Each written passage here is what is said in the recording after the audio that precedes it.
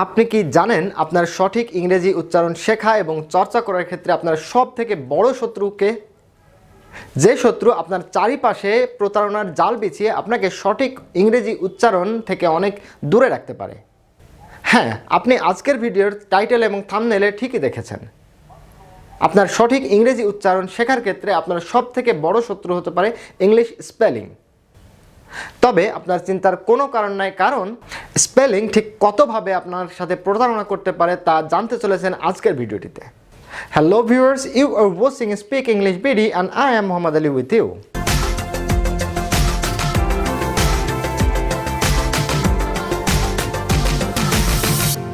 ইংরেজি উচ্চারণের ক্ষেত্রে স্পেলিং প্রথমেই আপনাকে যেভাবে প্রতারিত করতে পারে, কনফিউজ করতে পারে, সেটি হচ্ছে একই লেটার এর ভিন্ন ভিন্ন উচ্চারণ। এই ধরুন, ইংলিশ অ্যালফাবেটের প্রথম যে লেটারটি, অক্ষরটি, সেটি হচ্ছে এই, কিন্তু এই এর উচ্চারণ কিন্তু এক এক শব্দে এক এক রকম হতে পারে। কি কি হতে পারে? এই হতে পারে, যেটা তার অ্যালফাবেট নেই। অ্যা হতে পারে, আ হতে পারে, অ হতে পারে। যেমন শব্দে দেখা যাক গেট, GATE। দেখুন এই যে এই লেটারটি রয়েছে, এর উচ্চারণ কি হচ্ছে? গেট, এই। আবার দেখুন হ্যান্ড, হাত, হ্যান্ড, এখানে এই এর উচ্চারণ কি হচ্ছে? অ্যা, অ্যা। অন্যদিকে আস্ক, দেখুন আস্ক, এখানে এই এর উচ্চারণ কি হচ্ছে? আ, দীর্ঘ আ। আবার দেখুন ওয়ান্ট, এর এখানে যে এই আছে তার উচ্চারণ হচ্ছে কি? অ, ওয়ান্ট, ওন্ট। আরও একটি লেটার দেখুন, খেয়াল করুন, জি এর উচ্চারণ কখনো জ হতে পারে, কখনো গ হতে পারে। যেমন দেখুন এইজ, এখানে জি এর উচ্চারণ কি? জ। অন্যদিকে গেম, এখানে জি এর উচ্চারণ কি হচ্ছে?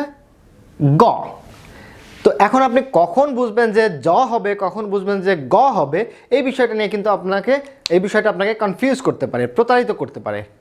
তো এ ধরনের বিভিন্ন লেটারের সঠিক উচ্চারণ কখন কোনটি হয় এ বিষয়ে আমাদের কয়েকটি ভিডিও আছে, আমাদের আগে করা ভিডিওগুলোর ভেতর থেকে সেগুলো দেখে আসতে পারেন। এখন আসুন, আরও একভাবে আপনি প্রতারিত হতে পারেন স্পেলিংয়ের দ্বারা। সেটা কি? ভিন্ন ভিন্ন লেটারের একই উচ্চারণ হয় অনেক সময়। সেগুলোর ভিতরে দেখুন এই লেটারগুলা একই সাউন্ড দেয়, সেটা হচ্ছে ক। যেমন দেখুন স্পিক, শব্দের শেষে যে কে লেটারটি রয়েছে এর উচ্চারণ কি হচ্ছে? ক। আবার দেখুন খ্যাপ, এখানে শব্দের শুরুতে যে সি লেটারটি রয়েছে সেটার উচ্চারণ কি হচ্ছে? ক। আবার দেখুন অ্যাকাউন্ট, এখানে দুইটা সি পাশাপাশি বসছে, সেটার উচ্চারণ হচ্ছে ক, অ্যাকাউন্ট। আবার আসুন স্টমাক, লাস্টে CH আছে, এটার উচ্চারণ আবার ক হচ্ছে, স্টমাক, ক।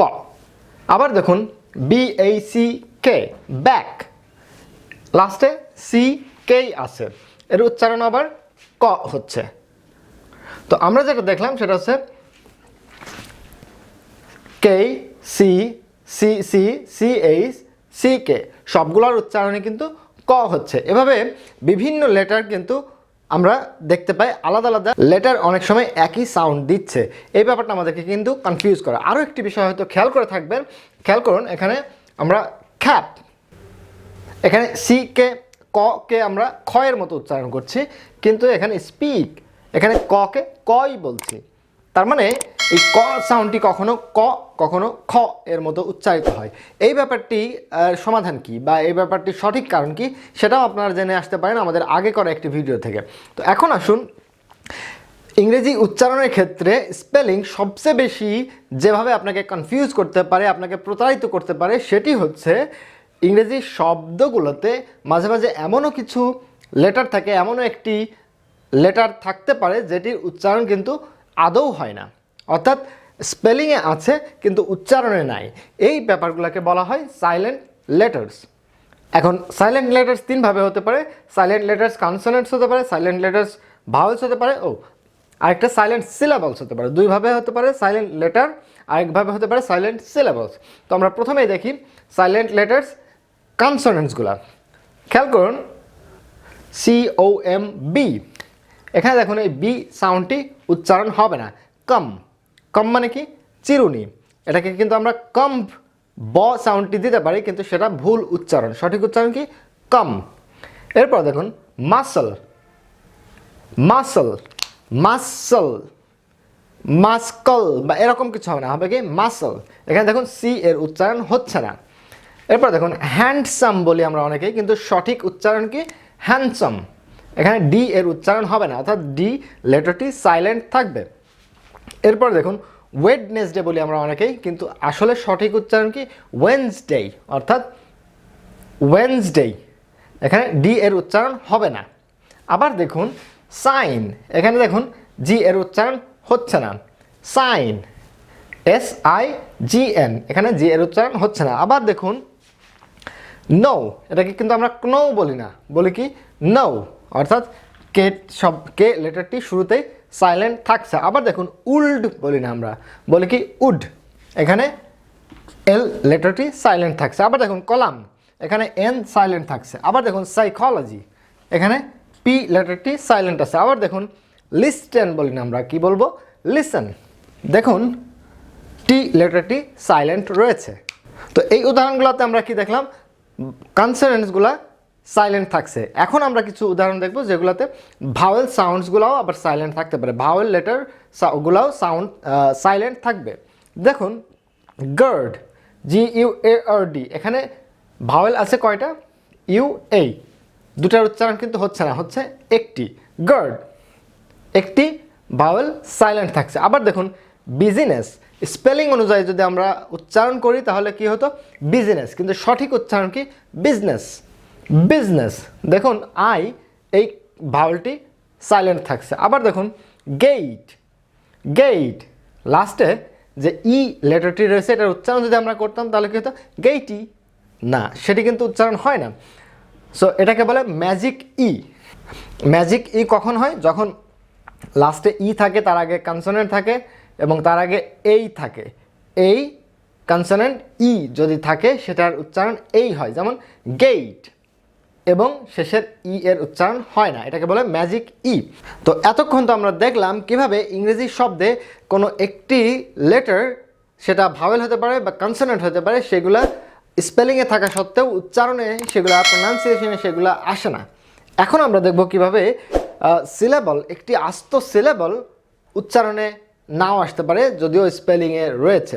এবং এই ব্যাপারগুলো দেখার পরে আপনি খেয়াল করবেন আপনার অনেক উচ্চারণই হয়তো আগে ভুল করতেন। আসুন দেখা যাক। ডিকশনারি আমরা নর্মালি বলে থাকি, বাট সঠিক উচ্চারণ যদি আপনি করেন, অক্সফোর্ড ডিকশনারি অনুযায়ী আমি এখানে লিখেছি, এবং ব্রিটিশ উচ্চারণ, ব্রিটিশ প্রনাউন্সিয়েশন অনুযায়ী লিখেছি ডিকশনারি, ডিকশনারি না, কি হবে ডিকশনারি।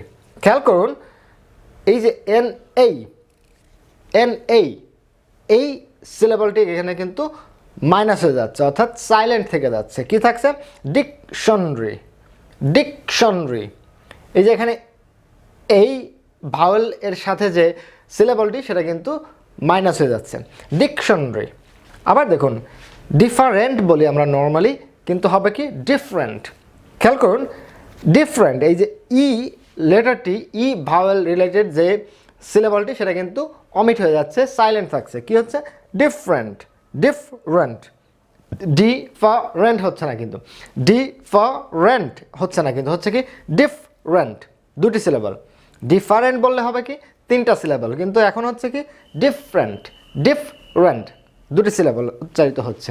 আবার দেখুন চকোলেট, এটা উচ্চারণ হবে না, হবে কি চকলেট, চকোলেট। এভাবে যদি উচ্চারণ করতাম তাহলে তিনটি সিলেবল হতো, কিন্তু আমরা, আমাদের সঠিক উচ্চারণ কী হবে চকলেট, চকলেট, চকলেট, দুটি সিলেবল, তার মানে একটি সিলেবল কিন্তু এখানে সাইলেন্ট থেকে যাচ্ছে। এরপরে দেখুন ইন্টারেস্টিং, ইন্টারেস্টিং, চারটি সিলেবল হবে না, হবে কি ইন্টারেস্টিং, তিনটে সিলেবল। খেয়াল করুন ইন্টারেস্টিং, ইন্টারেস্টিং। আবার দেখুন টেম্পারেচার বলি আমরা নর্মালি, কিন্তু হবে কি টেম্পারেচার, টেম্পারেচার, টেম্পারেচার, টেম্পারেচার। এরপরে দেখুন একইভাবে লিটারেচার, লিটারেচার না, হবে কি লিটারেচার। আবার দেখুন রেস্টুরেন্ট হবে না, হবে কি রেস্টুরেন্ট, রেস্টুরেন্ট। এছাড়াও আরও একটি বিষয় ঘটতে পারে, সেটি হচ্ছে ইংরেজি শব্দে স্পেলিং অনুযায়ী যে সাউন্ডগুলো থাকে সেই সাউন্ডগুলোর ভেতরে আবার অতিরিক্ত কোনো সাউন্ড যুক্ত হতে পারে, এক্সট্রা সাউন্ড যুক্ত হতে পারে। যেমন খেয়াল করুন, এই শব্দটি স্টুডেন্ট না, এটা সঠিক উচ্চারণ হচ্ছে স্টিউডেন্ট, ব্রিটিশ উচ্চারণ অনুযায়ী স্টিউডেন্ট।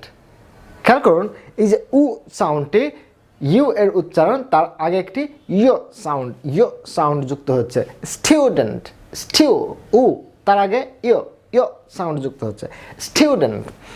একইভাবে কিউব, কিউট, এই শব্দগুলোতে দেখুন ও সাউন্ডের আগে একটি ইয় সাউন্ড যুক্ত হচ্ছে। ইউরোপ, একইভাবে দেখুন এর ভেতরে অতিরিক্ত সাউন্ড ঢুকে গেছে, ইউরোপ। আবার আসুন ওয়ান্স, দেখুন এই যে ও এর উচ্চারণ, তার আগে একটি ও সাউন্ড ঢুকে গেছে, যেমন ওয়ান্স।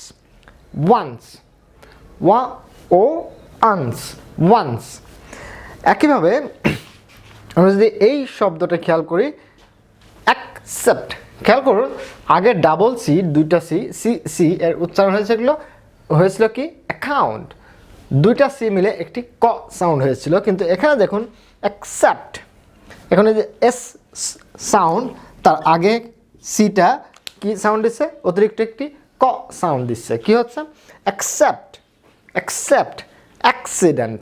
খেয়াল করুন এই দুটা সি একসাথে একটি সাউন্ড দেওয়ার কথা ছিল আগের যে নিয়মগুলো আমরা দেখেছিলাম, কিন্তু এখানে একটি অতিরিক্ত সাউন্ড ঢুকে গেছে, কি হয়েছে অ্যাক্সিডেন্ট। আমাদের এই ধরনের উচ্চারণ রিলেটেড আরও অনেকগুলো ভিডিও রয়েছে আমাদের চ্যানেলে, আমাদের আগের ভিডিওগুলো দেখে আসতে পারেন, তাহলে আপনার অনেক প্রশ্নের উত্তরই পেয়ে যাবেন। এছাড়াও ইংরেজি উচ্চারণ নিয়ে যদি আপনার কোনো প্রশ্ন থাকে তাহলে অবশ্যই নিচে কমেন্টস করে জানাবেন। আর হ্যাঁ, আজকের ভিডিওটি আপনাদের কাছে কেমন লেগেছে তা জানাতে অবশ্যই ভুলবেন না। আর যদি মনে করেন এই ভিডিওটি অন্যদের উপকারে আসতে পারে, তাহলে অবশ্যই ভিডিওটি বেশি বেশি করে শেয়ার করে ফেলুন এবং অন্যদের উচ্চারণ চর্চা এবং উচ্চারণ শেখার ক্ষেত্রে অবদান রাখুন। আর হ্যাঁ, আপনি যদি এই চ্যানেলটিতে প্রথমবারের মতো এসে থাকেন অথবা এখন আমাদের চ্যানেলটি সাবস্ক্রাইব না করে থাকেন, তাহলে অবশ্যই নিচে লাল রঙের সাবস্ক্রাইব বাটনটি প্রেস করে ফেলুন এবং পাশে থাকা ঘন্টাটি বাজিয়ে দিন, যাতে করে আমাদের পরবর্তী কোনো ভিডিও আপনি মিস না করেন।